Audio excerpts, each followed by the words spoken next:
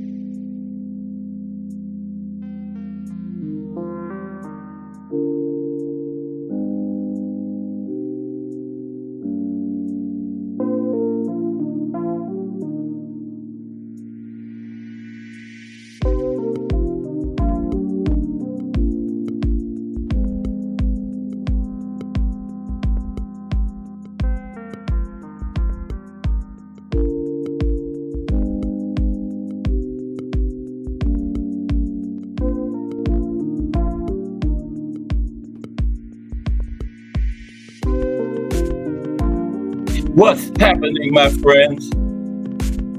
It's Cass Sports again, back for another afternoon with the family. Now, as usual, before I get started, let me give a shout out to the JBT community. It's just boxing talk. We're a group of people who just love to talk boxing. And we're always looking for others to join us. And you don't have to have a podcast. The only requirement is you just have to love to talk boxing. That's all. Mitch Cass, hashtag JBT. Hardcore Boxing News. What's up, J Hardcore? Hashtag JBT. Ace in the building. Salute, Ace. Just Do Boxing. What's up, Just Do? Salute to everyone, and welcome to another episode of Cass Sports, the Box Story. Today, the punch of the week, the cross. And you know what time it is. If it's Monday through Friday, 2 p.m., it's the Box Story, bringing you all that boxing history. That's right, boxing, the greatest sport of them all. That's why we love it and can't get enough of it. How's everyone doing on the Monday afternoon edition of Cass Sports, the Box Story? Coming off of another weekend. These weeks are just going by like days, man. I remember I was just telling everybody, have a good weekend. It was Friday. Now I'm getting ready to ask, how was the weekend? Hope everybody had a good weekend. Had a lot of boxing. Went on this past weekend. Got a lot more coming up this weekend. I think we got like 4 more cards this weekend. We got like 3 Saturday, got 1 Sunday. The big one is Joe Joyce and Derek Chisora from London, England. The juggernaut, Joe Joyce. Al Booger in the building. What's up, AB? How are you this afternoon, my brother? Good to see you. Today is the punch of the week of the cross. You know, that's the second punch of the 1-2 dab cross. The most basic of combinations and the most complex combination at the same time. Because you know, you can put so many variations to that 1-2. You can make it a 1-1-2 jab jab cross, or 2-2 jab cross cross. Or you can add the hooks and the uppercuts to it. Just a wonderful combination, the 1-2. That's what we're going to be getting into today. Another big week of boxing history. We're right at the beginning of it. Let's take a look at the week. Preview. Review is looking back. Preview is looking forward. Of course, today is Monday, the punch of the week, the cross. Then tomorrow, I'm going to look at some dream fights. You know, fighters from different eras, like, for instance, Sugar Ray versus Floyd, or Marvin Hagler versus Sugar Ray Leonard, Sugar Ray Robinson at middleweight, or Ali Joe Lewis. That's what we're going to do tomorrow. And I got a list of 20 of the most dominant fighters of all time, too. That's tomorrow. And then Wednesday, a show will come out of the chat. It's brought to you this week by Mike Mazik. You get an extra profile. Mike wanted me to do a profile on Earl the Pearl Hargrove from Philly, one of them Philly boxers. So we're going to be talking about Earl the Pearl Wednesday. And Thursday is the Boxing in the State series continues this week with Delaware. Okay, we're going to look at a little history of boxing in Delaware and some other significant events that occurred in the state concerning boxing. See if they got some venues up there where we've had some big fights. Like Connecticut last week had that Foxwood Resort and Casino. It had some big fights up there. Floyd fought there, Roy Jones. Remember that big fight between Andre Berto and Victor Ortiz? Yeah, that was up in Connecticut at the Foxwoods. So we're going to see what Delaware going to bring us this week.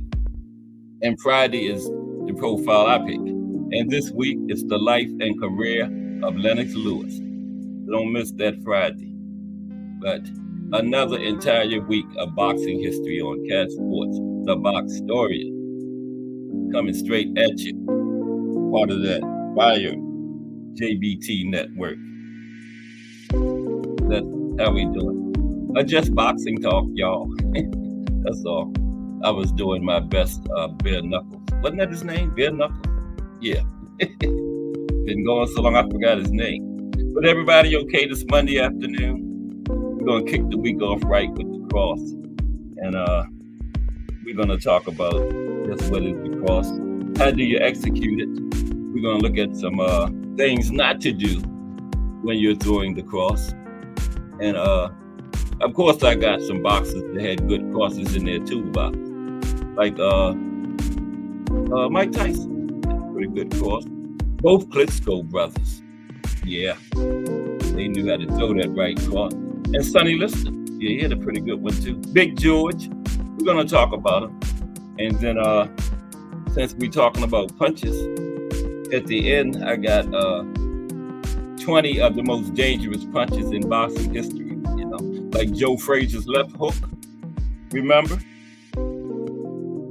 Ali's left jab.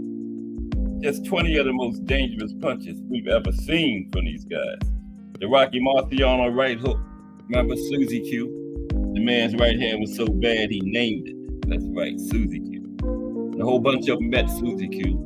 Joe Louis met her. Jersey Joe Walcott, Ezra Charles, Archie Moore. And everybody that met Suzy Q in championship fights got stopped. Yeah, Rocky stopped everybody he faced in championship fights. Now, he faced Ezra Charles twice. The first time he didn't stop him. So guess what he did? He rematched him and stopped him the second time. He didn't have to rematch it because Rocky was the champion, but I guess he said, I didn't stop you, so I got to get you back in there and stop you. And that's what he did. Yeah. But yeah, another big week coming up. Cast forth the box historian doing boxing history. And these punch shows are very technical, so you got to be a hardcore fan to tolerate it. We get down into the weeds of boxing over here, boxing history, among other things, because when those two combatants get in the ring, that's the end result. There's a whole lot goes into our great sport. Other than that, it leads up to that, and that's where I come in at. But I think we got 4 cards this weekend.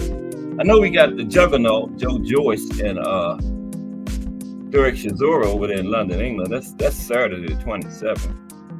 And the Goat, remember? The Goat is back in there. She's going for the heavyweight division now. Yeah. She's fighting, I'm getting ready to mess this lady's name up. Vanessa LePage. I'm not going to mess with the last name. But the Goat is fighting her for her WBC heavyweight title. What is this, like the Goat's 4th weight class or something? Middleweight, super middleweight, heavyweight. 3rd or 4th. But she's back in there this weekend. That's from Detroit, where she's from out there in Michigan. Joe Joyce and Chisora is from London. And then we got another card Saturday too from Melrose, Massachusetts. Let's Talk Fashion in the building. What's up, Remo? Hashtag JBT. How are you this afternoon, bro? We're going to be talking about the cross, right cross. Well, I guess Southpaw's got the left cross, so it's not just the right cross. Manny had a pretty good one.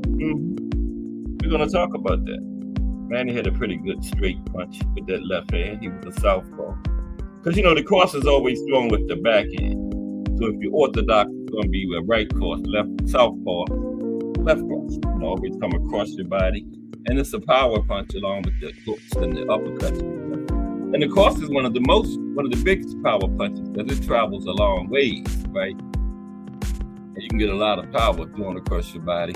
Got to turn your hips and everything into it. The power comes from your feet, on up through your legs, into your throat, arm, into your fist, straight to your opponent's face, right? But salute, Remo. Remo says, got my ears on in the lab, editing. Okay, Remo. Getting ready for that big show. And Let's Talk Fashion we got coming up Wednesday. Maybe we can get a preview on it. Well, not today, tomorrow. Tomorrow. Yeah. I mean, these weeks go by so fast. Is it still Monday? Might be Thursday. But Mike Mazik in the building. Salute, Mike. Mike, we are doing the Earl of Pearl Hardgrove profile Wednesday. Brought to you by Mike Mazik. Mike done brought us some good profiles. He brought us that fire one. The guy and his girlfriend and the transvestite, they were all mixed up in the drug world, and his girlfriend caught him in a transvestite up there in the house. I think they had some kind of drug transaction going on, didn't let her in on it. And she killed his ass, man. Grabbed his gun. He only did 5 years because the other guy in there backed up her story. I don't blame him because she already killed one person and he ain't there to tell his part. So I'm backing up her part too. She already killed him, so yeah. But she did 5 years. Let's salute Mike Mazik. And Saturday, get a Goat back in there. Then we got a card from Melrose, Massachusetts. I don't know too many of the people on it, but it's Joseph Adorno's on it, okay? Yeah. Against Pablo Ernesto. And then we got one Sunday from Japan. From Japan. That's down in the strawweight 105. Shinjiro Shigeaka. And that's right, because I heard people pronounce his name. He's putting his IBF strawweight title on the line. 105. No grown man should weigh 105. I think my 7-year-old granddaughter weighs 105. I don't think I ever weighed 105. But yeah, that's down in the lower weight class. You see a lot of action down there, though. Those guys, man, they really throw some hands down there. We got a title fight coming up. It's got the 28th, but it's in Japan, so I guess will it be Saturday there when it's Sunday here or whatever? I don't know, but it's this weekend. I know that much. And then next weekend is that big August 3rd card, man. The one that's full of main events. Turkey Alley Sheik's first card in the United States. Out there in LA, remember? Bud Crawford and Madrimal. Bud is going for I know Bud is like 35, 40. This is like Bud's fourth division. Did Bud fight at 130? I'm not sure. I know it's at least 4. So he's going for 154 title this time. Bud gets Madrimal. And then we got Pitbull on there against Rayo. Jose Valenzuela. That's Rayo.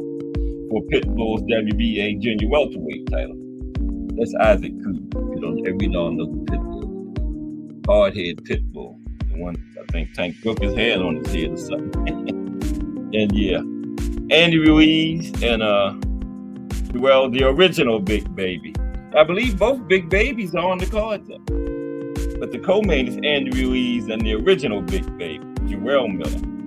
And Pitbull and Rayo. And David Morrell on the card. This is his first fight at light heavyweight. Benavidez went up to light heavyweight. Morrell said, "You ain't getting away from me, Benavidez. I'm coming right behind." So yeah, Benavidez, his first fight at heavyweight. I really ain't gonna mess with these the first or last name. He's fighting RADIVOJEKALAJDVBIC. That's what David Morrell is fighting. Then the other Big Baby is on there too. Jared Anderson. I think this is the first time both Big Babies been on the same card, right? Andy Cruz on there against Antonio Moran. I told you, man, this card is fire. And it's next weekend. And it's crazy how this time is going by. I remember it seemed like yesterday they just started talking about this card. Remember the big August 3rd card with Bud Madrigal? Now it's next week. Can you believe that? It's next week, man. Wow. On the zone. It's, of course, a card like that is pay-per-view, yeah. I mean, you can take like the first 4 fights on that card and be a main event anywhere in the world, man. Bud and Madrimal, Ruiz and Big Baby, and that's the co-main. Pitbull and Rayo could be a main event.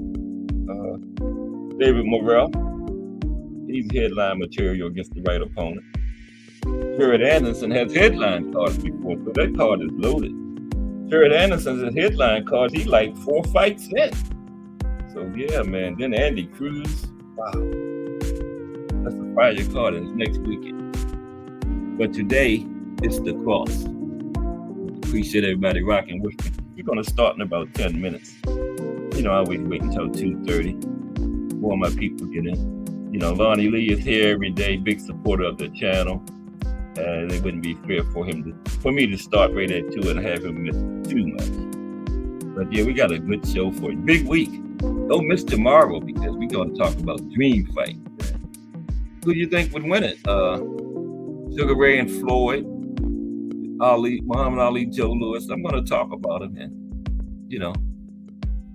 how they would potentially go. Michael Spinks and Bob Foster at light heavyweight. Yeah. Tomorrow is the Dream Fight. This is, if it's Monday through Friday at 2 p.m., it's Cast Sports, the Box Story, bringing you all that boxing history from the JBT network. Okay? And Friday organization, we trying to go places, trying to get our act. And the raffle is over, but you can still donate, It's going to a worthy cause. We're all members. Whatever you can donate, $1, $10, $2,000, whatever. Don't matter. We will take it. Send it here. Well, let me get it in first.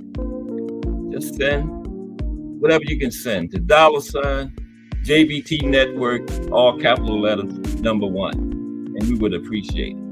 I would appreciate everybody smashing on that appreciation button. Did I hit enter? I didn't hit enter. There it is. $ JBT Network, all caps #1. Got a good show for you too coming up in about 5 minutes. The cross. Okay? We're going to get down into the nitty gritty. Talk about a little technical stuff today. And we're going to go step by step. Exactly how this course is executed. Some things not to do when you're executing the cross, like I said, some boxers that had good crosses in their toolbox. And then I got 20 of the most dangerous boxes and punches in boxing history, like I was telling you, that left hook of Joe Frazier. Ask Ali about it. Ask Ali about that Joe Frazier left hook. He'll tell you. Put him on the mat. That's what won the fight for Smoking Joe. George Foreman. We're going to talk about Big George. Big George had that right hand, man. Yeah. Put you away with it. Mike Tyson, uppercut. I'm going to get down into all of that today in a very few minutes. Yeah, Big George, he had that short right hand, man. If he got you with that, it was lights out. Yeah. That's why Ali did that rope-a-dope. He didn't want to get hit by this short right hand. The rope-a-dope worked. You know, George punched himself out, and Ali came off of there and put him away. Let's do over here. Boxing history. JBT Network. All day long. Talk that history. We got a fashion show. We got all kinds of stuff over here. That's a fire organization. Did I tell you we can get an app? You can binge watch JBT. Pull up whatever you want to watch it for 2 or 3 days straight. Okay? All day. Hardcore boxing news, just do boxing. The Rise Podcast, Cast Sports. Let's talk fashion. A blend of fashion, sports, entertainment, and life. Angry White Men. Prison Talk with Tommy. BN Boxing News. BVO Boxing TV. All day long. Casual's Corner. Can't forget them. JBT. And oh yeah, all this boxing. It's the Pro Box week too, right? I believe it is. Pro Box Wednesday. Yep. I really appreciate everybody rocking with us. The hardcores. Knowledgeable boxing fans. Over here is a JBT. Lonnie Lee is coming. Melanin Queen 27.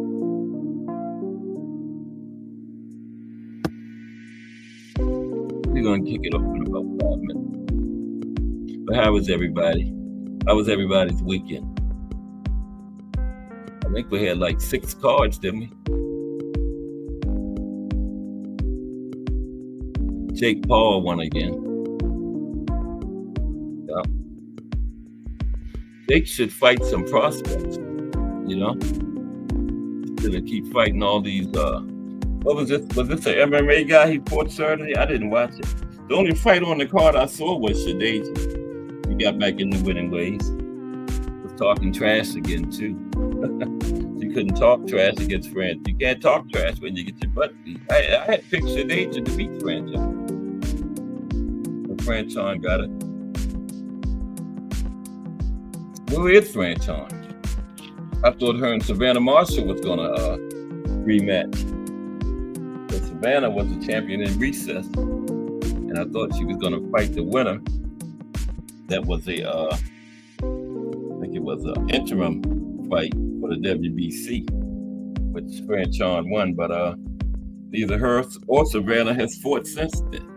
D1 from the Average White Men podcast, hashtag JBT. Salute D1, winner of the inaugural JBT raffle, and the raffle is complete because D1 has his TV. You know, it isn't complete till the winner gets their prize, and he's got it. He says his son has tested it out and is working great. So congratulations to D1, winner of the big 55-inch TV. Got another raffle coming up. Like I told you, this time it's a 2025 Dodge Ram pickup truck. No, just kidding. But we're going to have another one coming up. We're coming up with ideas right now as we speak. So let's get ready to start talking about the cross. Okay. Oh, Angry. Yeah, D1. I'm thinking about the Average White Band. Remember them? That was a R&B group back in the day. Sorry about that. Angry white men. Yeah. Probably not too many people in here heard of the Average White Man, but yeah, I'm sorry, D1. Angry White Men podcast with D1 and William Old School Rant. A fire podcast. It's taking off like a rocket, man. They've been on, I guess, about a month now. It seems like they've been on for years the way they going, man. But yeah, Friday nights at 10. Angry White Men. I bet you Bruce Gass heard of the Average White Band, right, Bruce Gass? I was saying the Average White Men, but thinking about the band, but it's Angry White Men. What's the loot? Bruce Gass, Cannabis, Education, and Entertainment TV. Yeah, Bruce Gass, no AWB, yeah. Salute, Bruce Gass. Me and Bruce Gass probably the only ones in here that's heard of them. But yeah, D1 on the Angry White Men podcast, hashtag JBT. Him and William Old School Rant. Fire podcast. Fridays at 10 p.m. And Friday is a big day in the JBT. Man. Wow, all day long. You know, because we got J Hardcore back in the hangout at 8 p.m. for the Friday night hangout, and then the Rise podcast follows him at 9, and then the Angry White Men podcast at 10. And then, you know, earlier in the day is Cast Sports, Just Do Boxing. So Friday is a big day in JBT. There's BN Boxing News. You might catch BN Boxing News in there somewhere. He doesn't have a regular time frame yet, but you know, subscribe and turn on your notifications. Salute BN Boxing News. And Bruce Gass, Cannabis, Education, and Entertainment TV. Yep. Can't think of anyone that can educate you on cannabis better than Bruce Gass. Maybe D1. But salute. And BN Boxing News in the building. Let's get ready to start talking about this cross punch. That's the punch of the week, the cross. Don't have too many more. I did the uppercut, the jab, talked about the combination, hook. We got the overhand. The overhand will be next week. But another big week of boxing history coming right at you. From Cast Sports, the box story. Okay. And the subject of today's show is the cross. And we're going to get ready to get into it. But yeah, I think we got 4 cards this weekend. 3 Saturday, 1 Sunday from Japan. The GOAT back in action. Going up to heavyweight and challenge for that title. I can't pronounce the lady's name, so. But trust me, she's fighting heavyweight. What is that? The GOAT's 3rd class? I believe. Middleweight, super middleweight. I'm not sure if she was at welterweight or not.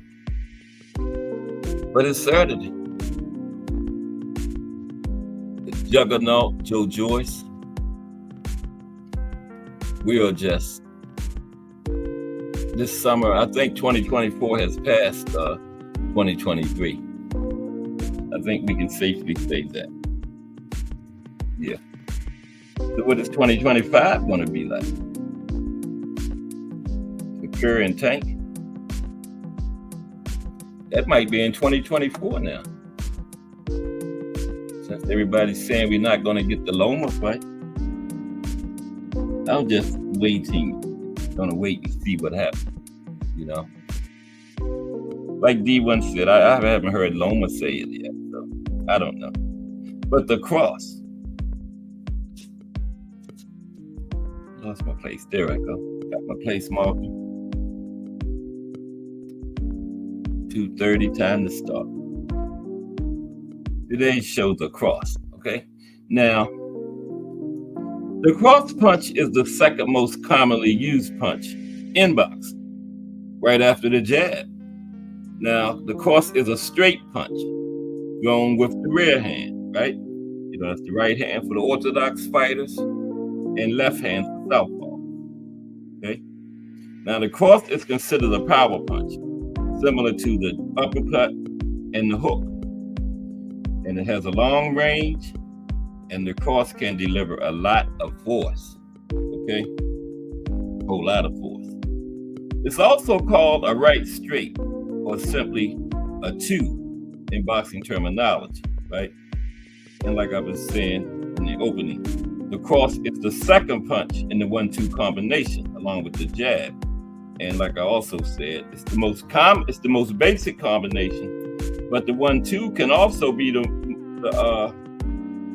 most complex combination, because of all the different variations that can be created from it, most basic combination and most complex combination at the same time. You can set a lot of traps off the 1-2. Now, similar to the jab, the cross follows a straight line path towards the opponent. But unlike the jab, the cross packs more power and can cause significant damage, okay? Significant damage. Now today, we're going to talk about the correct technique for throwing a cross. We're going to talk about common mistakes to avoid when throwing the cross. And we're going to talk about some effective ways to use the cross, okay? Now let's start off by talking about the perfect cross, step by step by step, okay? Now, let me take a drink of water first. How's everybody this Monday afternoon, back into the work week?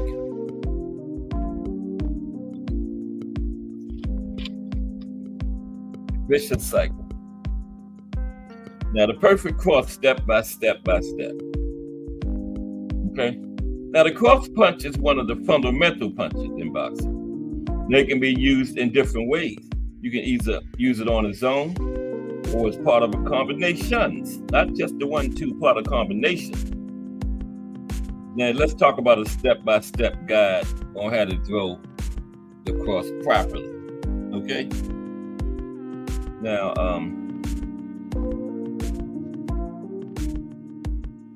start with a solid boxing stance, okay? With your feet shoulder width apart and your hands up to protect your face, right? Always, any punch, you always got to think about keep that defense tight. Now, at the same time, maintaining a balanced distribution of weight between both legs. Now, if you haven't perfected your footwork yet, that would have to be worked on before you can effectively execute any punch. You got to have decent footwork. Now, you don't have to have excellent footwork like a Shakira or Devin Haney, but, you got to have decent footwork, okay? But anyway, once you get into a nice balanced stance and you got your feet shoulder width apart and everything, hands up to protect your face. You punch with your rear hand, okay, on the cross. And make sure without winding up or making big movements. As you do the punch, pivot on the ball of your back foot. Now this means turning your rear knee, hip, and torso in the direction of the punch, right?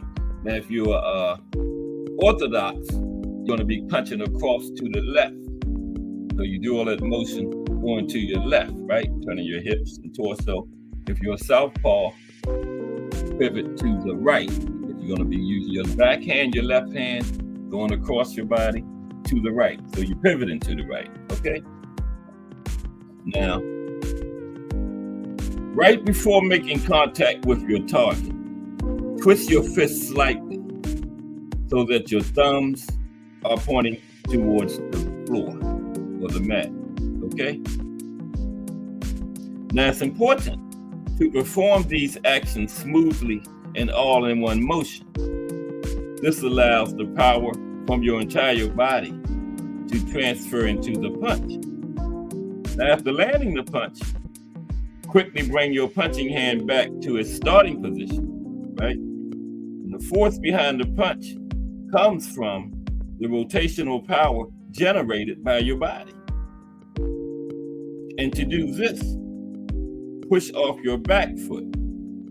Use your hips to generate power and lean forward slightly. shifting your weight from the back to the front. Okay? Now,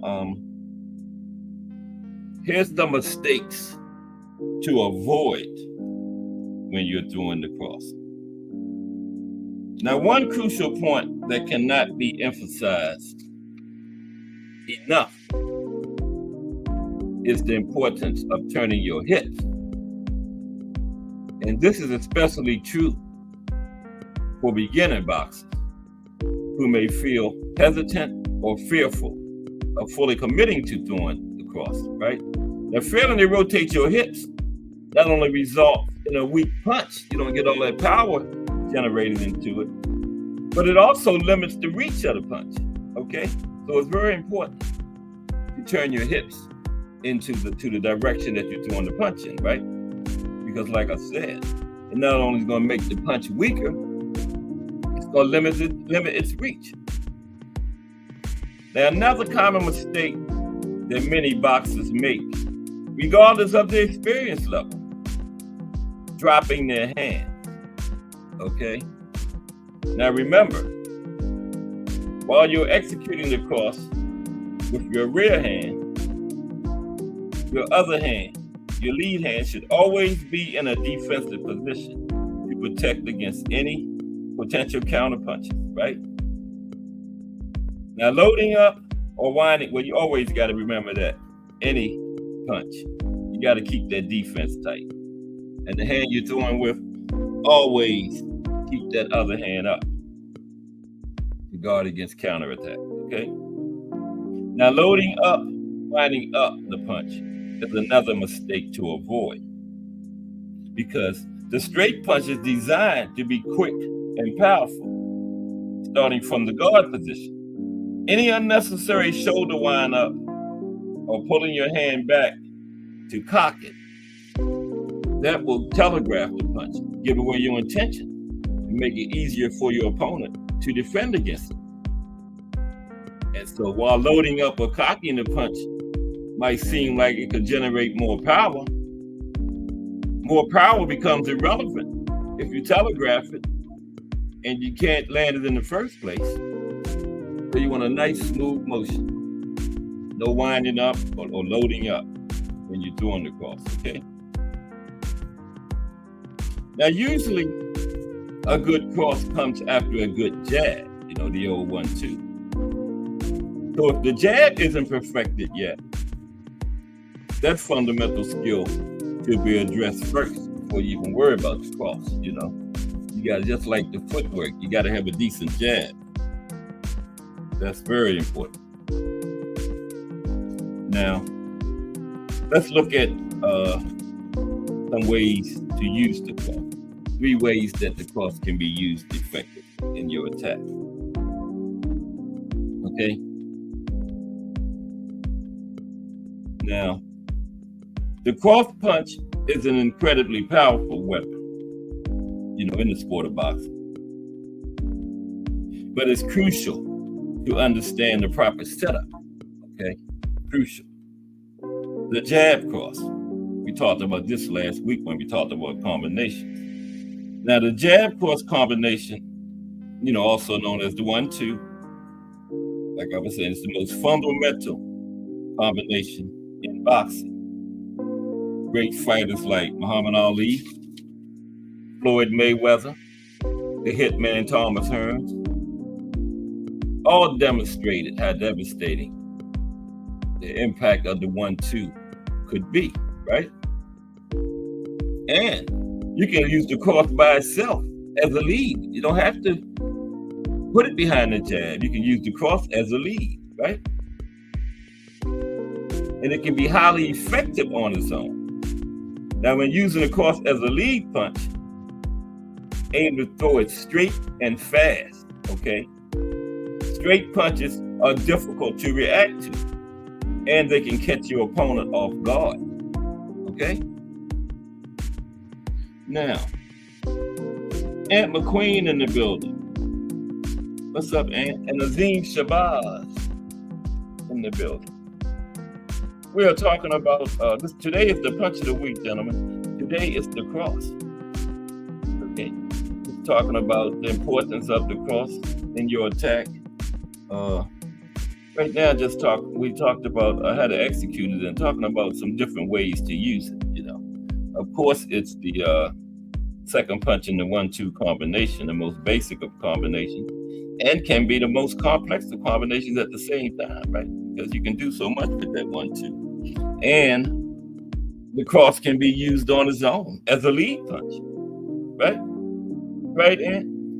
Okay, but salute Azim Shabazz and attentive Aunt McQueen in the building. Okay, now, where were we? Yeah, just talked about using the cross as a lead, and make sure when you use it as a lead, it should be thrown straight and fast, right? Because straight punches are difficult to react to, and they can catch your opponent off guard, right? Straight and fast is important. And also, and say that's what Michael Spinks did to Larry Holmes. Yeah. I mean, Azim Shabazz said that's what Michael Spinks did to Larry Holmes. That's right, Azim. I still thought Holmes won, though. Azim. I still think Holmes won. But the body jab cross. Now, Azim, speaking of what Spinks did to Holmes, this is what Monster did to Cool Boy right here. Remember? Body jab cross. This is what the Monster did to Cool Boy. Now, timing is crucial for the body jab cross combination to work. Start with a jab to the body, which will make your opponent dip forward and lower their guard slightly, right? Then you seize this opportunity to deliver a powerful cross straight down the middle. Now, avoid bending down too much to maintain speed and fluidity on the punch. Remember, Monster was stab, jab, cross, left hook. That was all she wrote. Yeah, avoid bending down too much to maintain speed and fluidity in the punch, though. That's important too. Now, you thought Holmes won too, Azim? Yeah. Didn't they fight twice? I thought Holmes won both of them. I think they fought twice.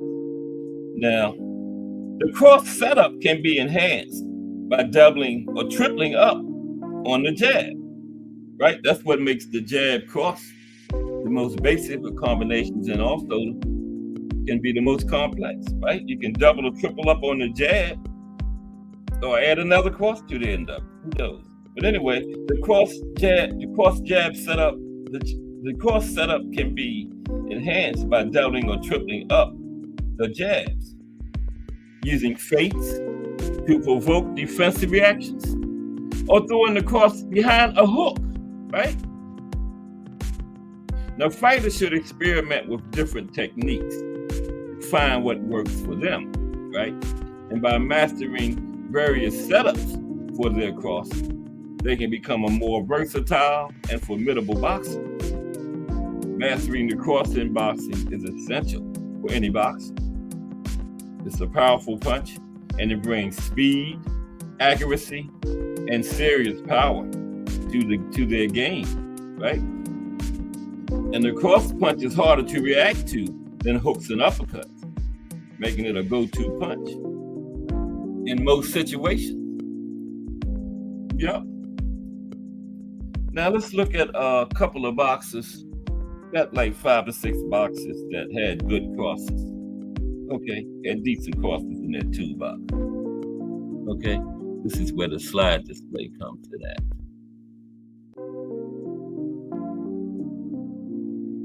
Music okay? Was it loud or? Man, I wish Bill Knuckles would come back just so he could let me know about the music.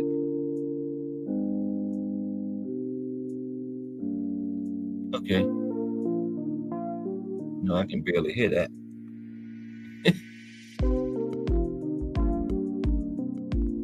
That's good.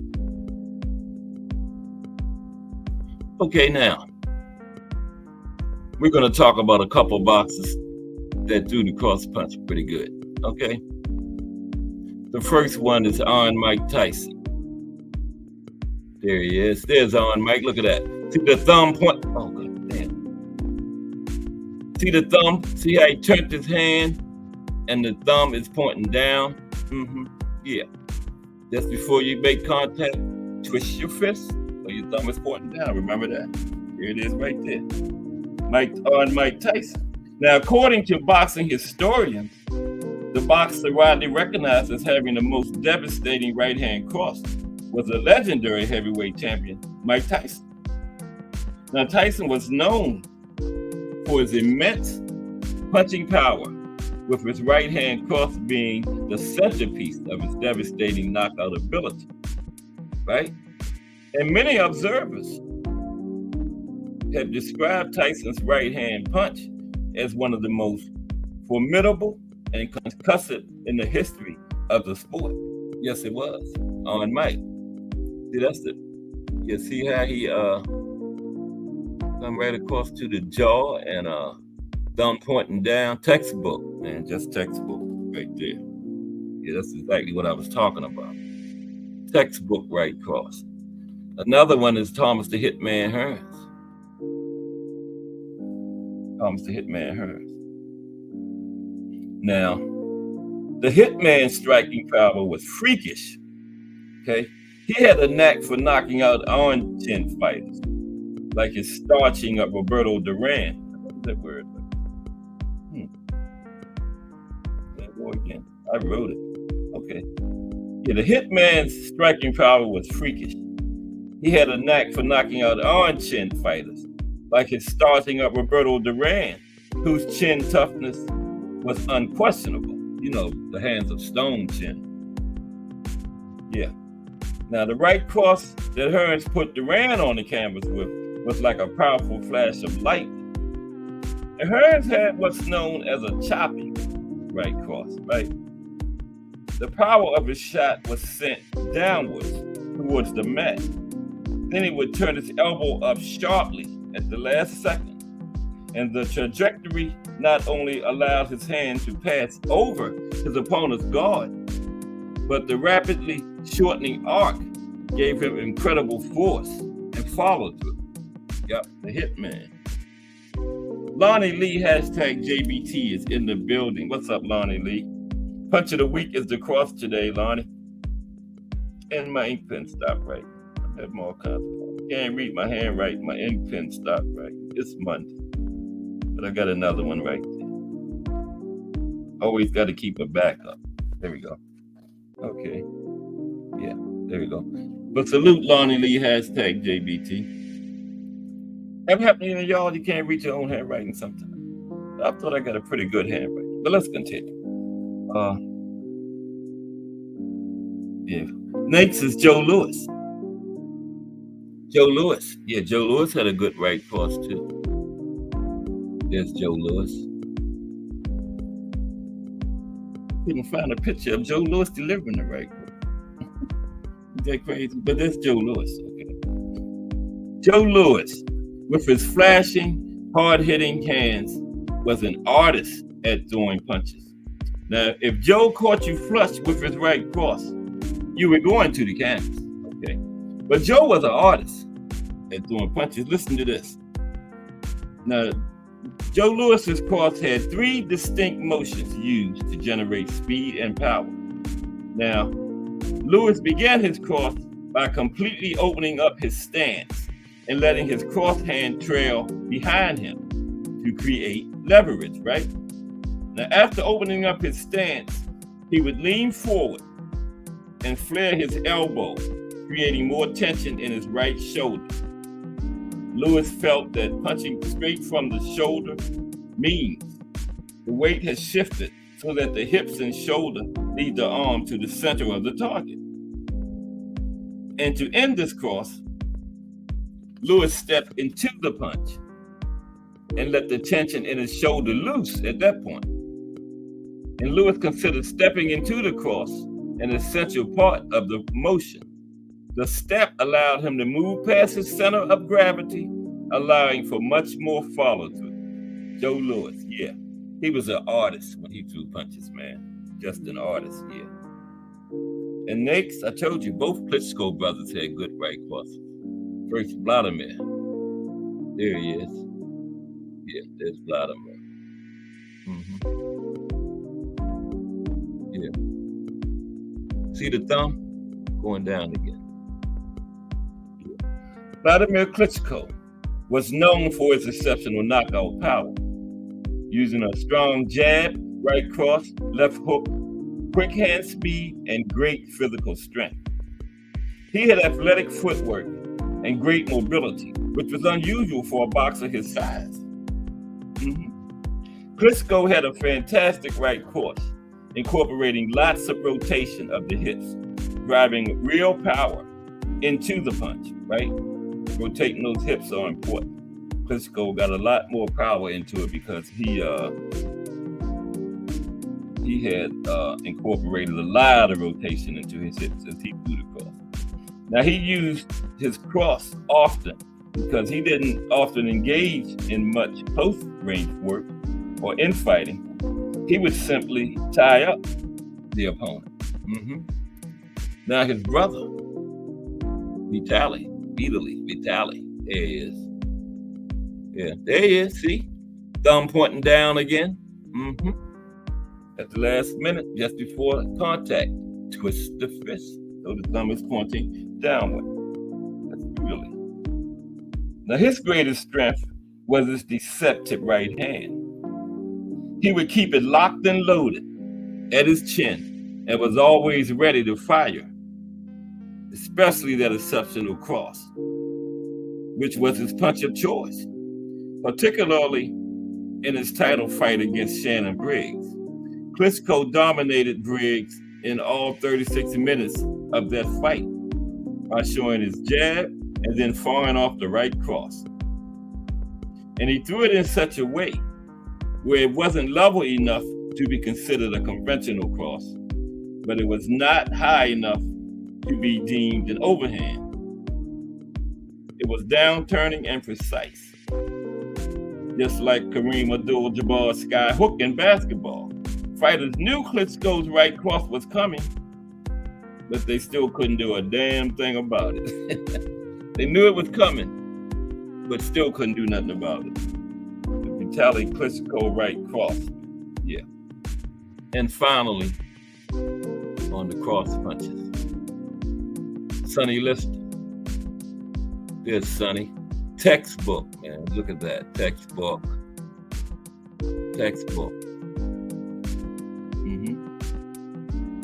Okay. Sonny Liston. Sonny Liston's right cross was as vicious a punch as Mike Tyson's uppercut. And Liston had a classic boxing style, and he displayed his style in a heavy-handed manner. Now, he was not slow. In fact, Liston could fire out a jab and an immediate right hand off the jab as quickly as any of the great heavyweights fighters of all time. But he did not rely on speed of hand or foot to break his opponent. Liston was one of the most intimidating heavyweight punchers of all time. And a big reason was that devastating right cross he had in his toolbox. Okay? Now, since today we are talking about the punch of the week, and this is a boxing history channel, I have a list of 20 of the most dangerous punches in boxing history. It's 20 of the most dangerous punches ever in a boxing ring. Okay? Now, the most dangerous punches in boxing history often create unforgettable memories. Now, who will ever forget Mike Tyson's devastating uppercut, or Joe Frazier's lethal left hook, or Rocky Marciano's overpowering right hand, Susie Q. Remember? What is Rocky's right hand was so bad he named it Susie Q. Or Muhammad Ali's snapping left jabs, right? These were such dangerous punches, they could snap an opponent's will. Now, deciding whose punch is the most devastating in history involves mostly subjective debate and not based on a lot of facts. But while heavyweights often have the advantage when judging punching power, there are some lighter weight fighters on this list who had the reputation for turning out the lights on their opponent, okay? we're going to talk about some of the most dangerous punches in history. Some of the boxers who had some of the most dangerous punches in history. Okay? We're going to start out with Big George again. Big George Foreman. That's him and Smoking Joe. Remember that fight? Dropped Smoking Joe 6 times. Yes, he did. In 2 rounds. 3 in the first, 3 in the second. Finished him in the second. Yeah, he dropped Smoking Joe 6 times. Looked like he's on the way down for one of them right there. And he stopped him in the second fight too, but I can't remember what round it was. I don't think it was as fast as the first fight. Yeah. But I hope everybody enjoying the show. Yeah, this is a little technical, Probably don't have any casual fans in here listening, because you're not going to hear about what Ryan Garcia last week or anything like that, We get down in the weeds over here. But we're going to talk about 20 of the most dangerous punches in boxing history now. Okay. JBT Network, this is Cash Force to Box Stories, Monday through Friday at 2 p.m. Bringing you all that boxing history. Okay. And this is the Pro Box week too. And we got 4 cards this weekend. The Juggernaut in there, Joe Joyce. He's fighting Derek Chisora. The Goat back in action. I think the Goat been out a year, right? Didn't she fight last July? I believe it was, yeah. But she's going for heavyweight this time in Detroit, Michigan, her home. Well, in Michigan. I know she's from Michigan. I think she's from that place where they had the water problem. I can't remember the name of it. Remember the water was contaminated? I can't think of the name of that town or city. But yeah, the Goat is back in the ring in Detroit, Michigan this weekend. Yeah. And then next weekend is that big August 3rd card. Turkey Ali Sheik's first card in the United States. Bud Crawford, Madrimo, Pitbull, Rayo. Got Andy Ruiz and the original Big Baby. And the other Big Baby on the card too. David Morrell, Andy Cruz. Both out of that Cuban boxing system. Man, that is a card. And it's here. Came around fast. It's next weekend. Isn't that crazy? Wow. Next weekend. Okay, but let's talk about 20 of the most dangerous punches in boxing history. Hope everybody is enjoying the show. Okay. Don't miss tomorrow. Tomorrow is Dream Fight. Sugar Ray against Floyd. Who would win that one? I think Sugar Ray would win. Yeah. Michael Spinks versus Bob Foster at heavyweight. Ali, Joe Louis. I think Joe Louis is the greatest, but Ali might outbox him, because Ali had that chin, man. I don't know if Joe would be able to get him out of there. And I don't know if Joe could outbox Ali, but we're going to talk about it tomorrow. Okay. 20 of the most dangerous punches in boxing. Big George Foreman, okay? Now, Big George was a dominant force in the ring. They set the boxing world on his ear when he overpowered Joe Frazier in their heavyweight championship fight in 1973. That's it right there. Now, Foreman knocked Frazier down 3 times in both the first and second rounds. He stopped him in the second. And in those days, that wasn't there wasn't nothing friendly about George Foreman in those days. That personality came much later. That was big, bad George Foreman then. He became Big George Foreman in the 90s, but that was big, bad George Foreman back then, right? And he had a series of devastating punches, but his short right hand could be thrown in an instant and turn the lights out on anyone who was hit squarely by it. Yeah, so one of the most dangerous punches in boxing history, Big George Foreman's short right hand, okay? The next one is Joe Frazier's left hook. Joe couldn't get that left hook in on Big George because he was going through the mat so many times. You can ask Ali about it. There it is right there. Joe Frazier's left hook, one of the most dangerous punches in boxing history. Now, Joe Frazier was one of the most devastating punchers in boxing history. He is widely recognized as one of the sport's all-time great heavyweights, thanks in large part to his heart, courage, and explosive power. And Frazier was a small heavy. He would probably be a cruiserweight nowadays. Now, Frazier was best known for his dominating left hook. His strength was born from work on the farm as a youngster. And when he threw his left hook, he unleashed all of it in a devastating moment, okay? And when Frazier fought Muhammad Ali in their 1971 fight at Madison Square Garden, fight of the century, his 15th round left hook sent Ali to the canvas, and that was a punch that clinched the fight in Frazier's favor. And that same left hook was responsible for the majority of the 27 knockouts that Smoking Joe recorded during his boxing career. Yep. Another one of the most dangerous punches in boxing history. Ernie Shavers, overhand right. That looked like a right cross there. I couldn't get the overhand. See the thumb pointing down? Textbook. Ernie Shavers, overhand right though. That's what I'm talking about. That's not an overhand right on the screen though. But Ernie Shavers, he never won the heavyweight championship of the world because of the era he fought in, right? He would definitely be a heavyweight champion nowadays, but back then, yeah, he never won it. Him and a few others. Jerry Cooney never won it. Both great heavyweight champions. Heavyweight, but never won the championship. No doubt, with all these belts and things nowadays, they would definitely be champions nowadays. Now, Ernie never won it. He lost a unanimous decision to Muhammad Ali in 1977, and he was TKO'd by Larry Holmes in 1979. He was going for the championship title in that fight.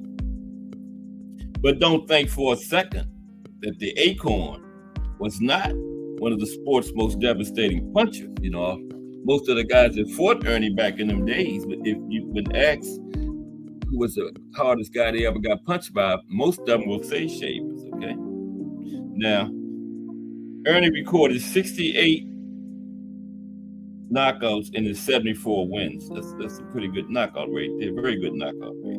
74 wins, 68 knockouts.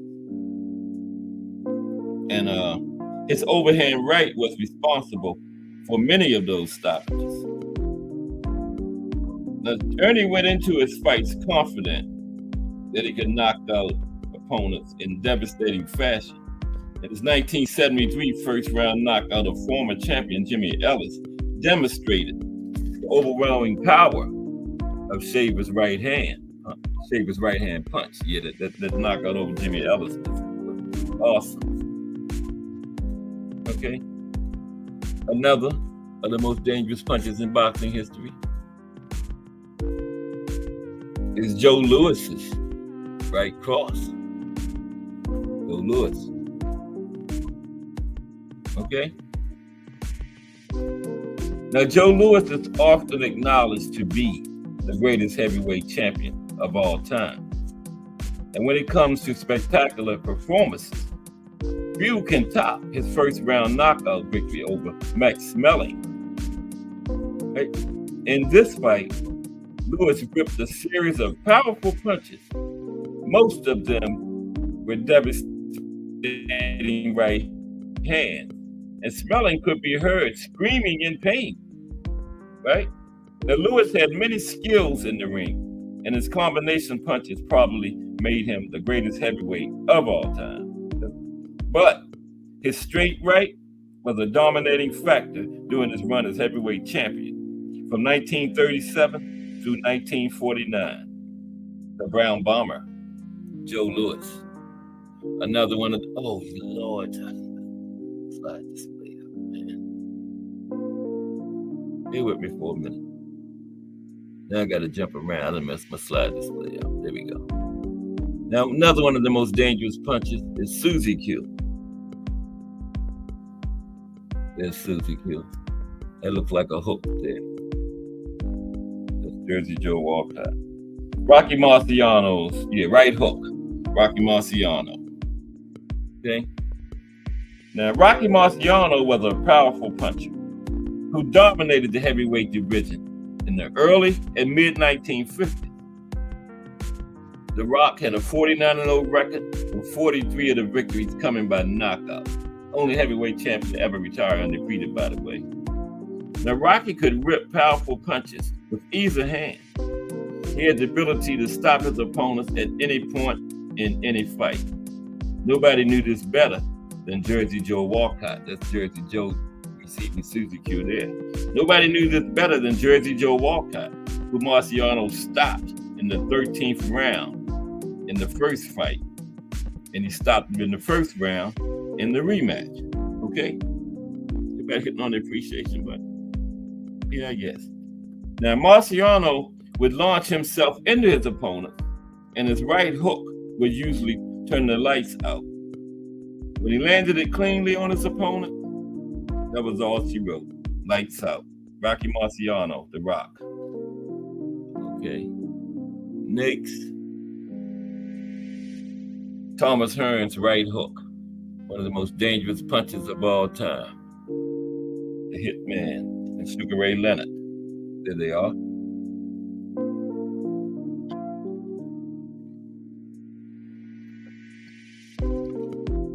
Okay, excuse me. The Hitman, right hook, one of the most dangerous punches of all time. Okay. Thomas Hearns was a brilliant fighter who competed in many different weight classes. He fought at weights ranging from 144 all the way up to 191 pounds. Hearns was probably at his best as a welterweight, though. And his most well-known fights were his loss to Sugar Ray Leonard and Marvelous Marvin Hagler. But Hearns generated incredible torque and power from his punches. His right hand was particularly vicious. He registered remarkable second-round victories over Pepino Cuevas and Roberto Duran that cemented his status as one of the hardest non-heavyweight punchers of all time. The Hitman. Okay. And there's on Mike again. On Mike Tyson. On Mike Tyson's right uppercut. Now that's not it right there, but one of the most dangerous punches of all time. On Mike Tyson's right uppercut. Now, Mike Tyson was among the most intimidating heavyweight fighters of all time. Now, while he had quickness and skill in the ring, his ability to take an opponent out with one punch or a series of punches left many fighters quaking in their boxing shoes before the bell even rang for round one. And Tyson could do it with any number of punches, including an overhand right and the straight right. But when he landed that right uppercut, his opponents would often go down immediately. And Mike had a 50-6 career record, and 44 of his 50 victories came by knockout. Iron Mike Tyson. Okay.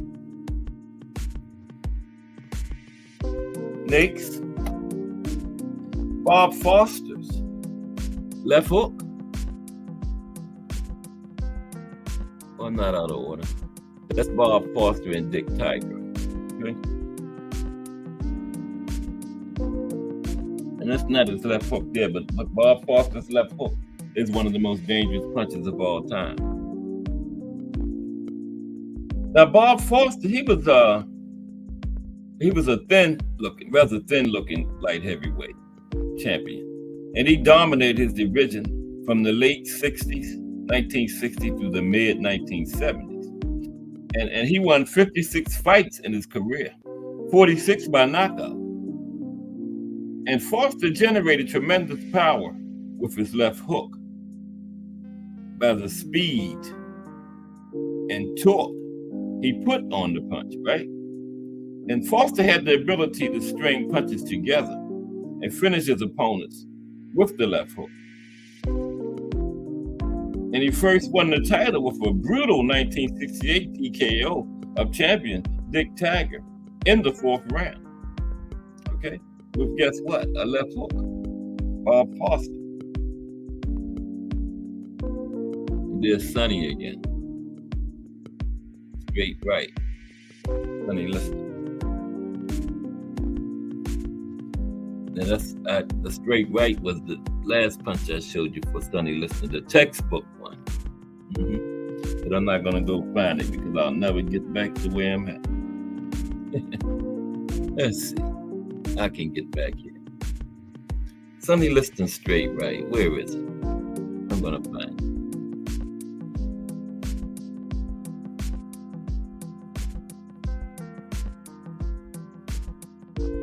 There it is. Sonny Liston.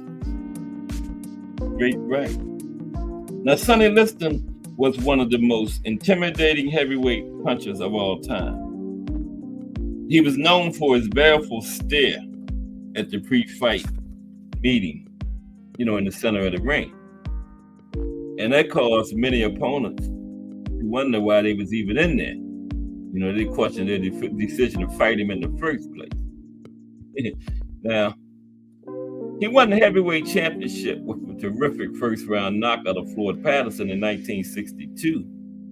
And he repeated the first-round knockout in 1963 in the rematch. And Liston's straight right-hand punch was as vicious as a punch as Mike Tyson's right uppercut. Okay? Now let me see if I can get back to where I was at. Bear with me for 1 minute.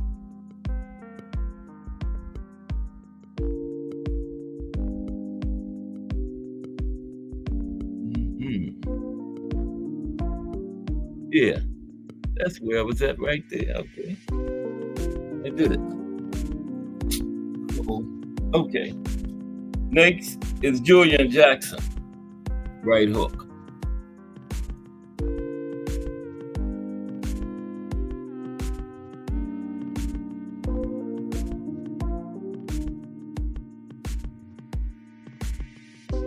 Oh goodness, I told you I got out of the way.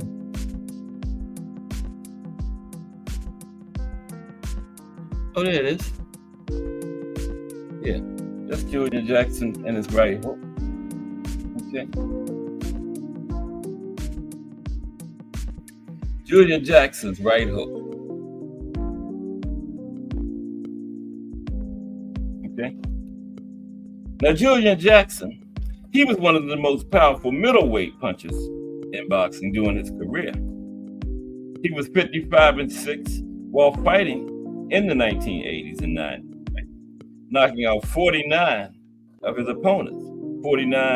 55 wins, 49 knockouts. Called himself the Hawk, and he was known for his quick, clean, and brutal punching.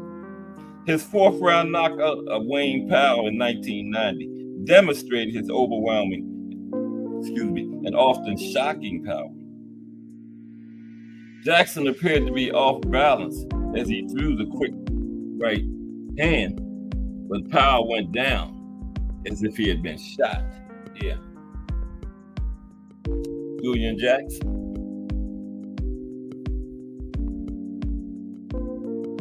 Okay. Sugar Ray Robinson, left jab.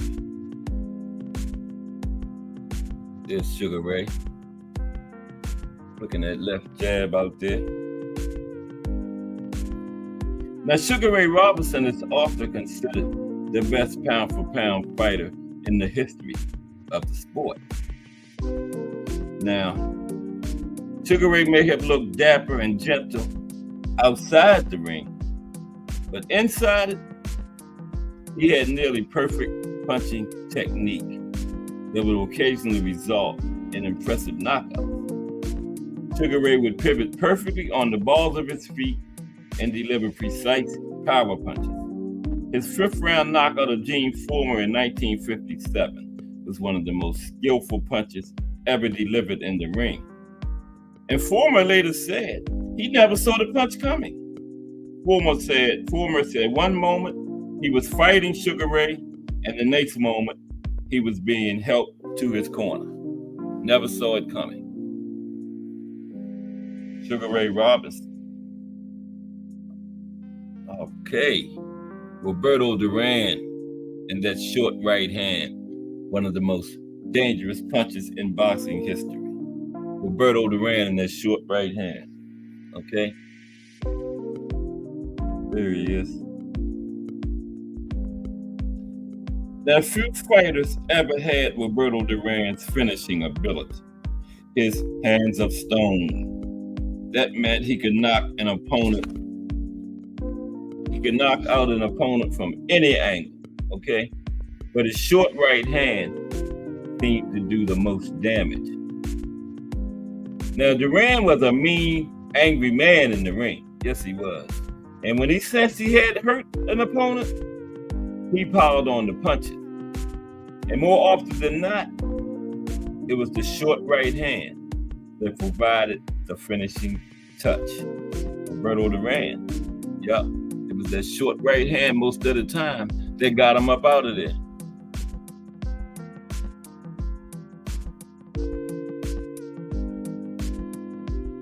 Next up, the most dangerous punches of all time.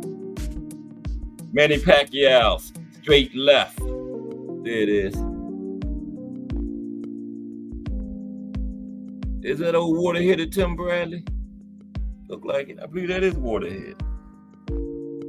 Tim Layton, hashtag JBT in the building. What's up, Tim? Today was the punch of the week. And now, the cross, we talked about that. And now I got 20 of the most dangerous punches of all time. This one here is Manny Pacquiao, straight left hand. There it is. See, left-hand fighters got the cross too, but look like Manny, I don't know. Yeah. But see, he didn't go across his body. He went the other way. See that? Most times you go with the cross from the orthodox stance. He would be going in the other direction. He shot out on Tim Bradley right there. But that's that dangerous straight left hand he had, though. That's not a typical cross. Because the cross goes across your body, but he's using that straight. He was a southpaw, and he's using his straight left hand. Almost looked like he was fighting orthodox. And that shot. But that was one of the most dangerous punches in boxing history. Manny Pacquiao, straight left hand. Luke Tim Layton, hashtag JBT.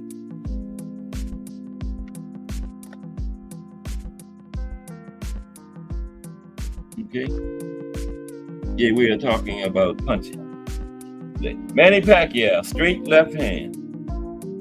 Now, Manny Pacquiao's last fight against Juan Manuel Marquez resulted in him suffering a devastating knockout. But throughout his career, the Pac-Man has delivered his share of impressive knockouts, right? Been on the giving end. He was on the receiving end that time against Juan Manuel, but he gave a lot of them too. Now, while he does not appear to have overwhelming strength, his balance, quickness, and speed have allowed him to throw devastating combinations that result in knockouts, right? Pacquiao's powerful left hand has made him one of the most impressive fighters of the last 20 years. The Pac-Man, Manny Pacquiao. Yep. Nate's one of the most dangerous punches of all time. Archie Moore's straight right hand. There's Archie right there. Now, few fighters have been able to match Archie Moore's longevity or skill in the ring. Yeah, he went from the mongoose and he stayed around so long they start calling him the old mongoose, okay? Now, Moore had all the punches a fighter could throw, but his ability to keep his opponent off balance and then throw a hard right hand punch made him a knockout threat every time he stepped in the ring. Now, Moore knocked down Rocky Marciano before getting knocked out himself. But the fact that he could topple the Rock demonstrated how dangerous he could be. Now, Moore finished his long career with total of 218 fights. He won 185, lost 23, had 10 draws, and 131 of his victories came by knockout. And 131, he's in the top 10 in total knockouts, Archie Moore is. Might be in the top 5, but I know he's in the top 10 in total knockouts. The mongoose / old mongoose. Okay? We're winding down now. Now, next is the profile for this week, for Friday. Lennox Lewis. Lennox Lewis's left jab, one of the most dangerous punches in boxing history. There it is. Evander getting a taste of that left jab. See it? Okay. Lennox Lewis's left jab. Now, Lennox Lewis retired with his heavyweight championship intact after stopping Vitaly Klitschko in the 6th round. Now, Lewis concluded his career with a record of 42 wins, 2 losses, 1 draw. 32 of his fights ended in knockout. And Lewis had a hard and powerful straight right hand, but it was his ability to throw a devastating left jab that set up his finishing punches. He was able to destroy the will of opponents like Frank Bruno, Mike Tyson, Evander Holyfield, and Michael Grant by using his jab to set up his power shots. Evander Holyfield. There he is. David Tua's overhand right. David Tua. No, that's not an overhand right. That's David Tua. Now, David Tua was a wrecking machine in the ring.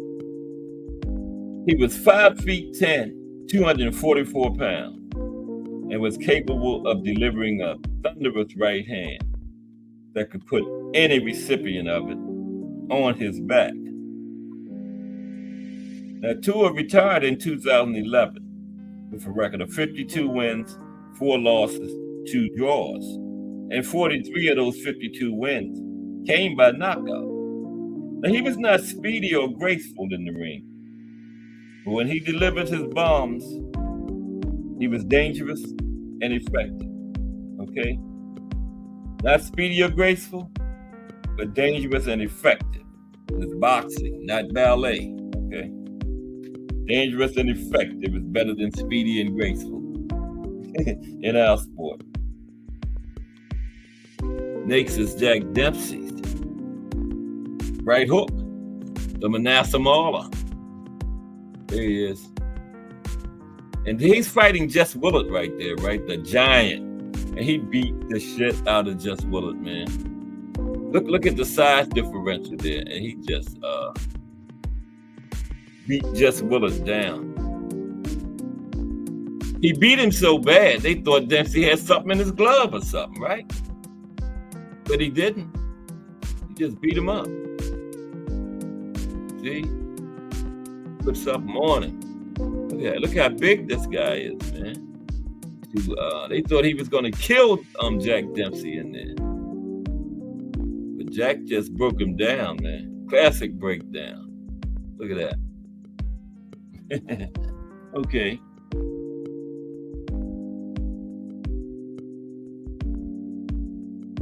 Wasn't he? Al Booger, Jack Dempsey? Yeah. Oh, this one here? Yeah, when he beat up Jess Willard. Yeah, and one of his managers tried to lie on him because Jack had fired, after this fight a little while later, Jack fired this manager. And in the 60s, like almost 40 years after Dempsey's career was over, this manager tried to say he wrapped some plaster in Jack's wraps.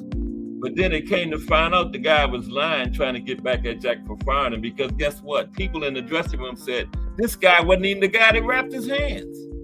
He was just bitter. Jack just beat this guy's butt, man. You saw this fight, Al Booger? That was a whipping, wasn't it? You ought to seen it a couple times.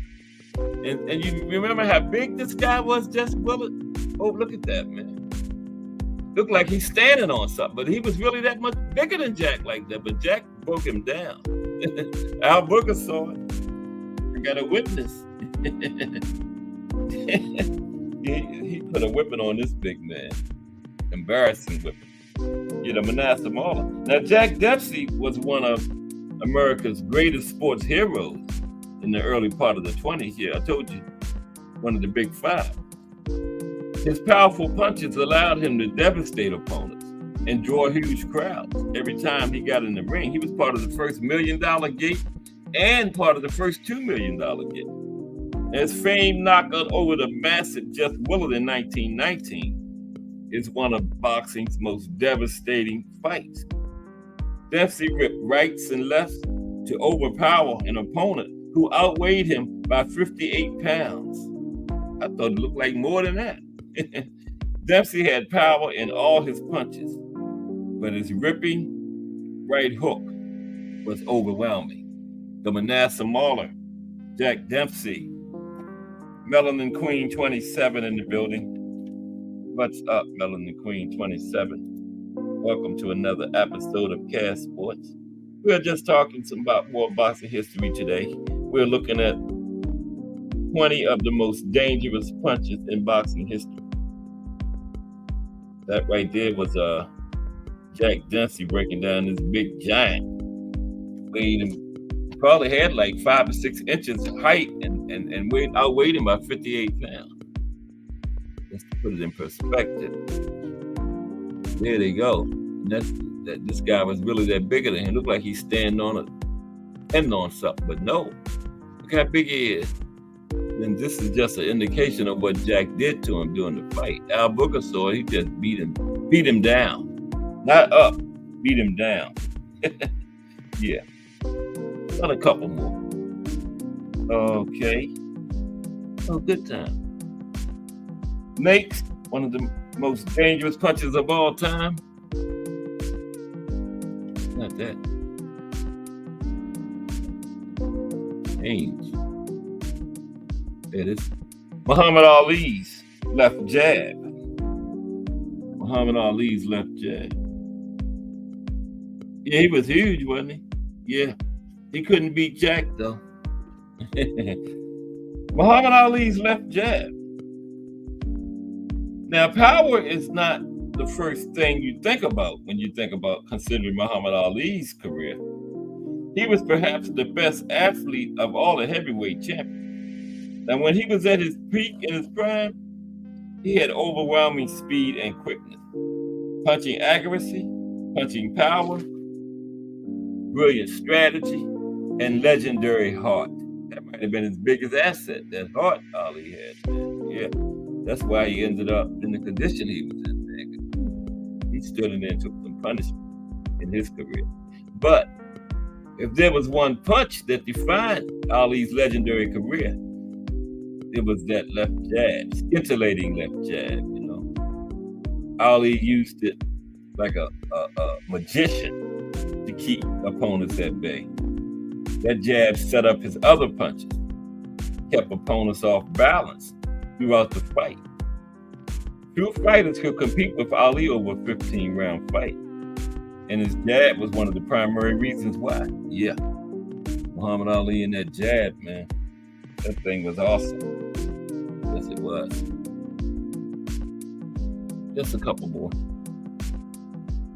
Vladimir Klitschko. Straight right. There he is. Serious straight right hand, man. Now, the Klitschko brothers are generally downgraded when compared with boxing's all-time great fighters.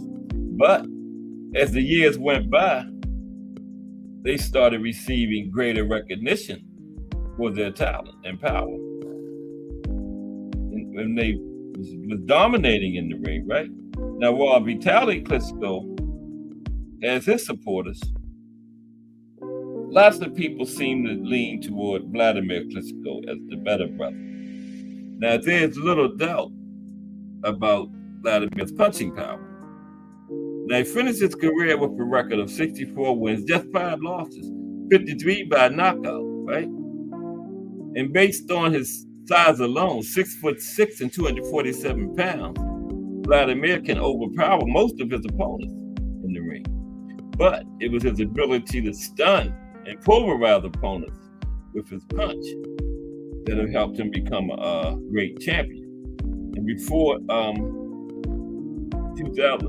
he died in 2012, legendary trainer Emanuel Stewart was thoroughly impressed with Vladimir Klitschko's punching power.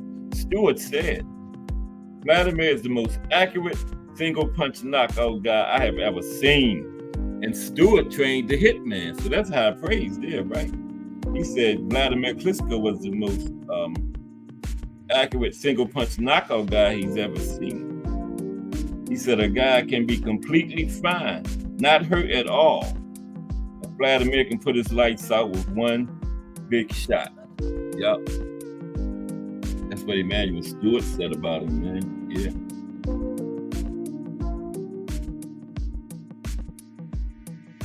Yeah, he should out, brother. Yep.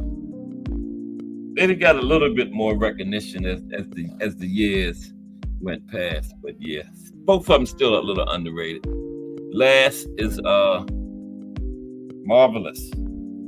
Marvin Hagler's right hook. I don't know who that is. Wow. Hook got him though. Now, Marvelous Marvin Hagler was one of the great punching middleweights of all time. I got him tomorrow in a dream fight. Who did I have him against? I believe it was, it might have been Sugar Ray Robinson at middleweight. Hagler and Sugar Ray Robinson at middleweight, I believe. We're going to talk about that. Tomorrow is the dream fight, right? Sugar Ray Leonard and Floyd Mayweather. I got Ali and Joe Louis. Michael Spinks and Bob Foster at light heavyweight. I got Oscar and somebody. I forgot. I believe it was Oscar and I can't think of it. The B-Hop? No, not Dave Ford. I can't remember, but I got it. We'll see tomorrow. But yeah, Hagler was one of the greatest punching middleweights of all time. And like many of those who are not heavyweights, Hagler depended on speed, timing, balance, and footwork to generate his power. Okay, and it was sensational. Now, while Hagler was right-handed, he fought mainly out of the left-handed stance. Now, he did switch it, but he was one of those ones that was right-handed. So he put his power hand up front, right? As his lead hand, yeah. Now, that gave him extraordinary power with his right hook, the lead hand. He was right-handed. And when he hit an opponent on the button, the fight was usually over. Now, Hagler was 62 wins, just 3 losses in his career, 52 knockouts. So really, that's 63 wins and 2 losses because he beat Sugar Ray. So instead of 62 and 3, I'm gonna say 63 and 2. Okay, and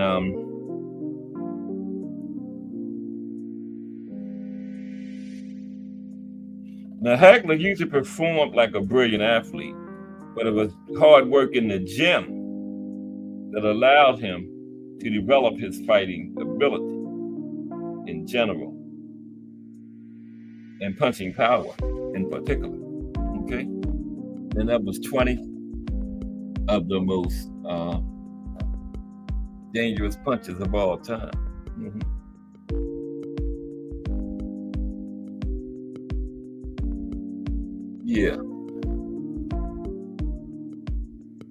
Yeah, one of them did get into politics. Was it Vladimir Alberga? He was a mayor or something somewhere over there where they from. Yeah, one of them did get into politics. I can't think. It was Vladimir Alberga. Okay, yeah, I knew it was one of them. He became a politician. Probably still is. The Klitschko brothers. Yeah, I thought they was underrated, but as time has passed by, they getting their due. Yeah. Because they ruled boxing for a few years, man. And they never fought each other. They said they promised their mother before their career, when they were first starting their careers, they promised their mother that they would never fight each other. They probably wouldn't have anyway if they hadn't promised their mother, But they said, yeah, when they were young fighters getting their careers off the ground, that their mother made them promise her that they would never fight each other. I know they probably sparred, but never, yeah. But they probably would have never fought each other anyway. Yeah, that's rough in there. A sport like boxing going up against your brother ain't like baseball, like pitching to your brother or something like that, or basketball, guarding him on the court. Boxing is totally different. You're in there doing damage to your brother. So yeah, I wouldn't have seen that happen if they hadn't promised Mom. No way. Charlos ain't never fought. When if they promised their mother. Oh, Mel, I saw him. They had both of them on one of them podcasts a while back, and Mom was like, "Nah, I would never fight my brother." Mel said, "If the money right, I'll fight him." Shit. Mel said, "If the money right, I'll fight him." Shit. Mom was like, "Nah, I ain't fight my brother," but Mel was like, "You let the money be right." I'll get in there with you. Mel said he'd fight anybody if the money's right. Mel would probably win too. Mel would probably be in there holding back.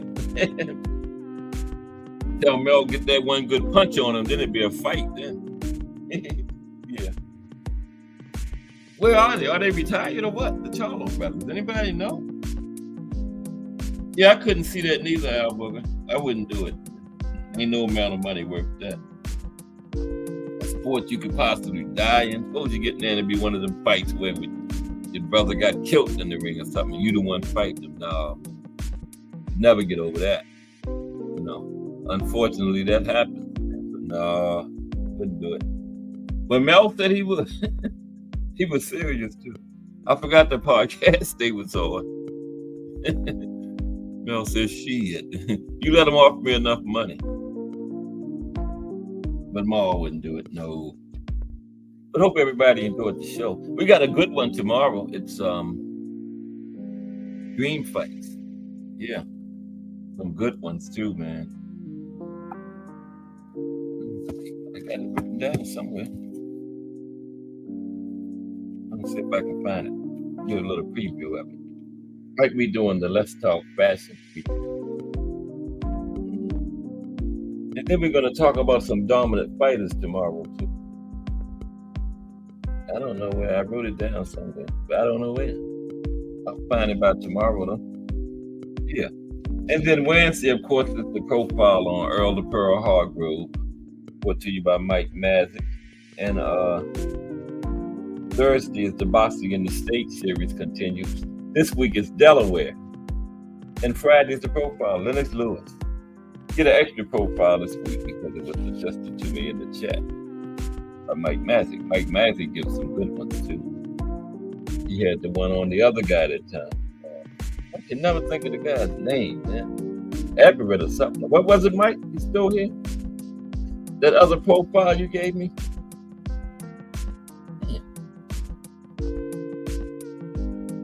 Everett. I can't think of his name. But it was a good one. And I've been looking at Earl Hargrove from Philly. He was good friends with another fighter, I think Buster Mathis. And he did a little stint in prison when he was young. Yeah. Pretty good fighter. Earl Hargrove. We're going to talk about him tomorrow. No, not tomorrow. Wednesday. Yeah. I'm trying to get some of these dream fights. I know Sugar Ray and Floyd was one of them. I think Sugar Ray would win that. Yeah. But I don't know because you know what Floyd would say? There's a way known to beat Sugar Ray because Sugar Ray lost, but Floyd would say there's no blueprint on beating me because I've never lost. But there's always a first time to everything, Floyd kind of cherry picked. Pretty boy Floyd didn't, but Money Mayweather kind of cherry picked, man. He didn't get in any fight that he knew he couldn't win. He wasn't in no 50-50s. No, he was not. Look at Manny. I think he would have still beat Manny, and they would have fought in the 2000s because it would have been Pretty Boy then. And I think he still would have beat Manny then. But he beat him when they fought in 2015. Yeah. Manny talking about fighting Mario Barrios. And Manny is up in his 40s. Yeah. Y'all hear about that?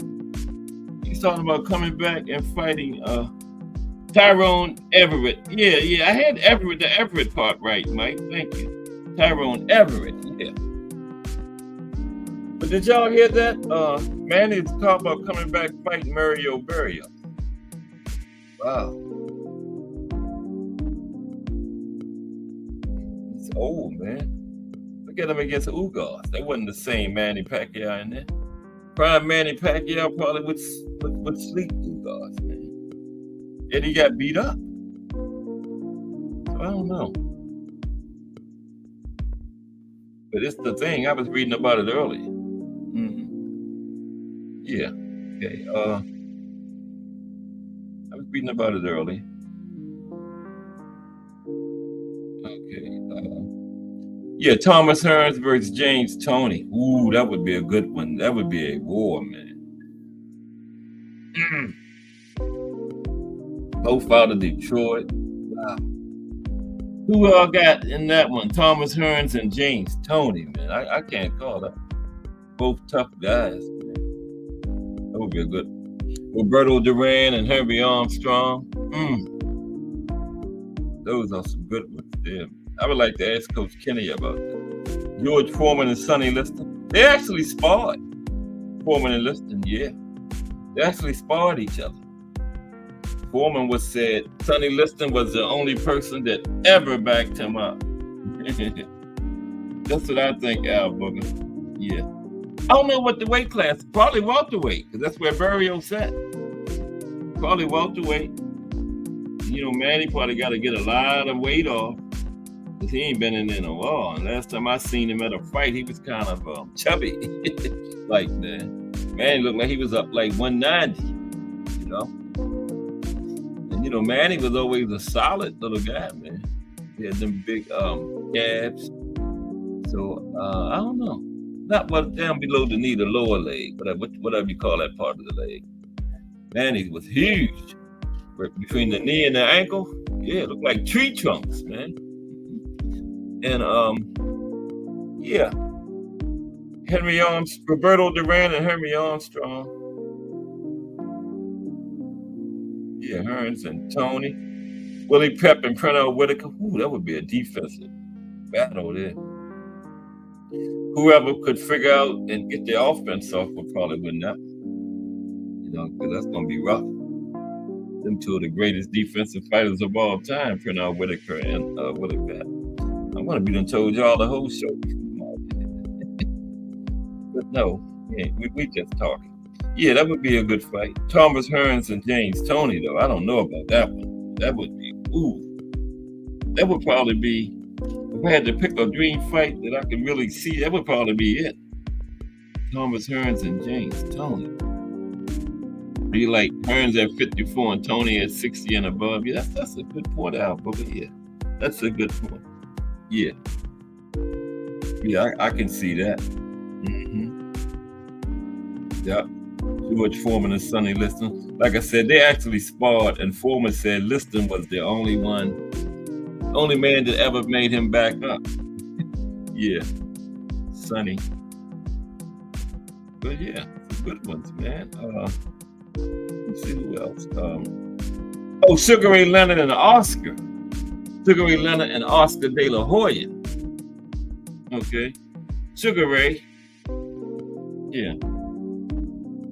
It would probably be similar to Floyd and Oscar. Something like that. You know? Sugar Ray without boxing. In a good fight, though. Because Oscar was never in no bad fights. You know? Oscar competed, man. Yeah. And fought everybody. Damn everybody in his era. Manny Pacquiao and Julio Cesar Chavez. Manny. I got Manny in that. Oh, yeah. Marvin Hagler and Bernard Hopkins. I got Hagler. Yeah. Hagler. I got Sugar Ray too, Al Booker. Yeah, I got Sugar Ray too. Oh, Mike's, yeah, I believe so too, Mike. Yeah, Manny should just go on, man. But they say Manny gave a lot of his money away to his people down there, man. Oh yeah, Melanie Queen. Yeah, heard that. They say Manny gave a lot of money away down there in the Philippines, helping people out and stuff. Yeah, because he made a lot of money. That Floyd fight, what was that, like the second highest pay-per-view? I know it's top 5. Floyd Manny pay-per-view, is that number 1? It's up there. Yeah. So yeah, I heard that Manny gave a lot of money helping his people out there in the Philippines. Because he grew up, he was homeless, grew up poor, so he didn't forget where he came from. But you got to put a limit on that thing, man. You can't give away all your money. Shoot. You can help people out, but when it comes to start hurting yourself, man, you got to draw the line on the help, right? You got to get back in that ring going on 50 years old. Ooh, man.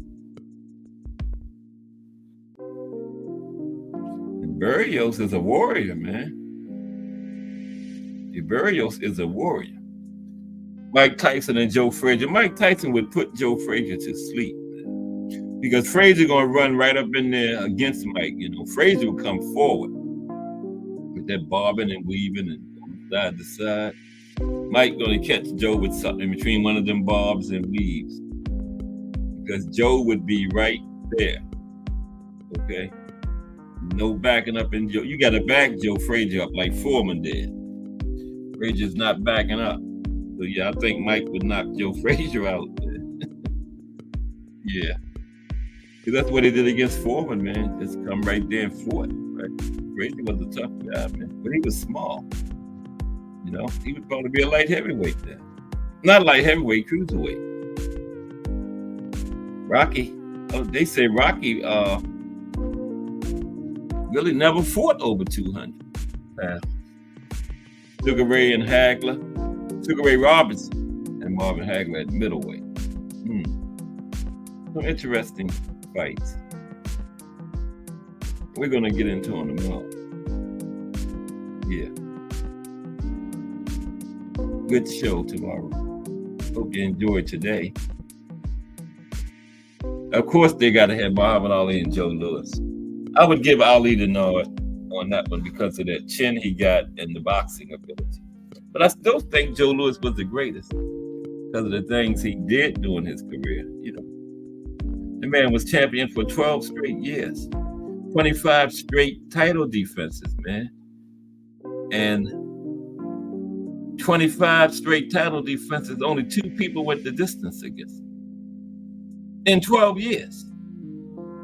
Only 2 people went to think about that, man. That's greatest type stuff there, man. 2 people.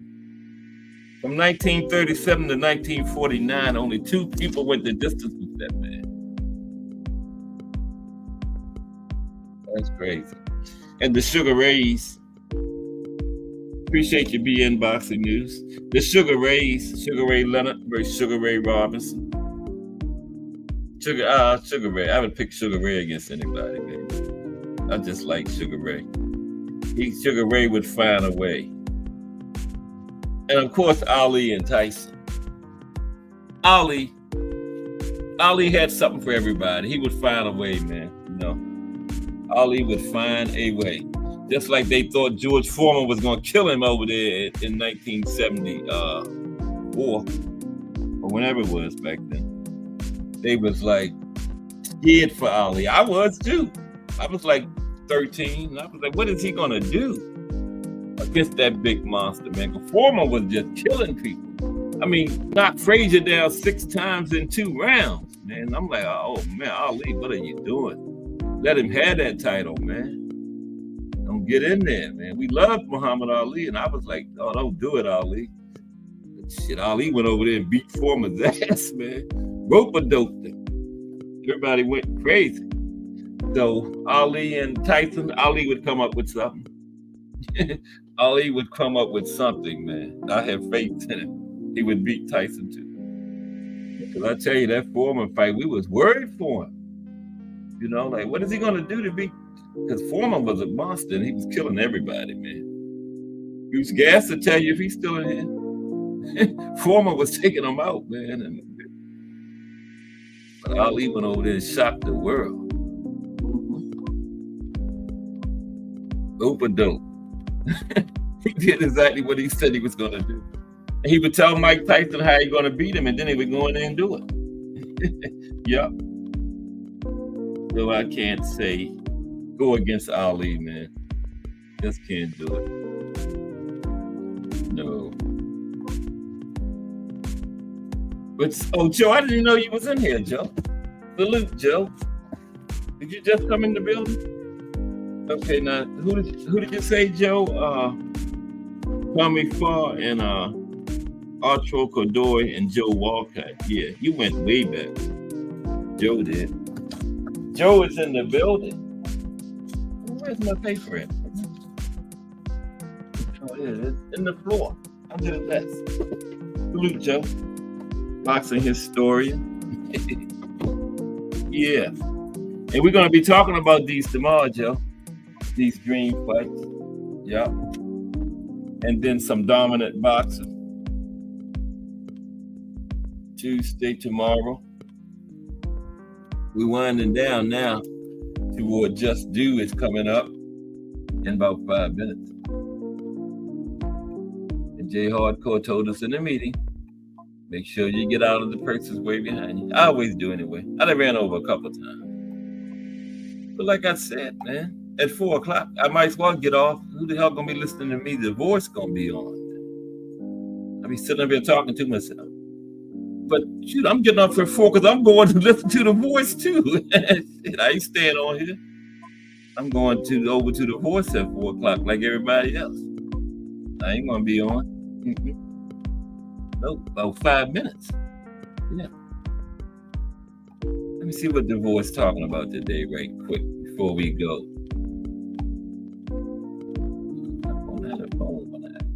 Oh, man. But yeah, we just starting out another week of boxing history on Cast Sports. Another week of the entire JBT, really. Okay, the voice is upcoming. He is talking about Vasyl Lomachenko is not in the mood for the tank fight. Okay? And Sakura Ryan and Keisha on IG Live coming up on Just Do Boxing in a few minutes. And I'm getting ready to go. Appreciate everybody rocking with me today. Because you know, if it's Monday through Friday at 2 p.m., it's the box story. Okay, we had Joe in the building today. Melanin Queen 27. Tim Layton, hashtag JBT. Lonnie Lee, hashtag JBT. Ant McQueen. Azim Shabazz. BN Boxing News.